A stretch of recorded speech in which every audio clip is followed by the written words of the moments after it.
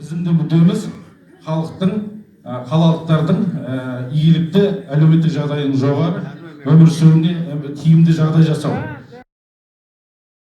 Сол азаматтардың көмегімен жақсы, сапалы, мықты оқушыны жоғары деңгейде бірінші, екінші, үшінші орынды солай беруге болады. Бізде айтып жатады, мына мектепке мен бала шағамды сол жерде тұрам қабылдау үшін осынша мың теңге директорге ақша беруім керек. Бұл нәрсе тоқтай ма, әлде тоқтамай ма? Біздің партиямыздың қоғамдық қабылдауында аудан тұрғындарының негізінде көбінесе арыз шағымдар ішкі істер басқармасының келеңсіз қызметіне байланысты қойылып жатады.